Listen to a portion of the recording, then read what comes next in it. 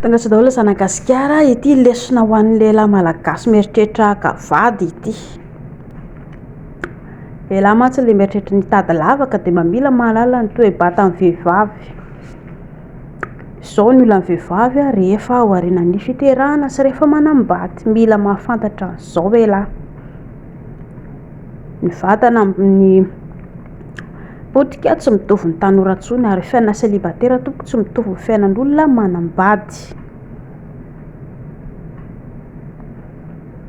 Mazava tsara angamba soratra rehetrarehetra io dia torohevitra ho an'ny vehivavy misy ny kotrana gegela sy libido averiko eo amin'ny commentaire eo ilay izy mianatra ihany koa ndry mikarakara vatana fa tsy mijanona vorondolo be ao an-trano ao. Manaraka ity torohevitra ho an'ny lehilahy. Ireo ny zavatra mila ataony lehilahy zany rehefa manambady lehilahy. Ity indray koa torohevitra ho an'ny lehilahy mba hahatonga saina tsara ny lehilahy tsara mihitsy hoe izaho manambady zany tsy vita amin'ny hoe lavadavaka mandavandavaka fa mila mijery amin'ny madama tsara lehilahy mialohan'ny andavaka. Omany ihany koa ny volo, lehilahy ihany no manenina avy eo rehefa tsisy volo.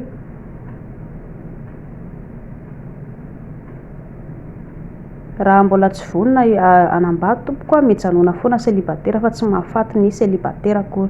Izay dia sady maka sary moa zahako eto mimôlamôla dia izay torohevitra ho an'ny lehilahy malagasy rehetrarehetra tsara ho fantatra lehilahy zany mialohan'ny anambady mba tsy hanenena ny lehilahy hoe mibanto hatramin'ny mbola te hanala azy nefa ahoana ity, ary mba jereo ihany hoe vehivavy nandray ravin-dena ve ny vehivavy vadiko.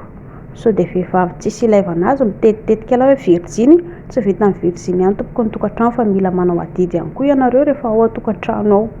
Izay fa ity vidéo ity zany dia sady maka sary no maka paosy dia mba môlamôla eto aminareo eto dia ahoana tianareo ve ilay paosy mba mipaozipaozy koa indraindray. Izay fa mahazo toa nareo dia amin'ny manaraka indray apetrao amin'ny commentaire raha misy fanontaniana.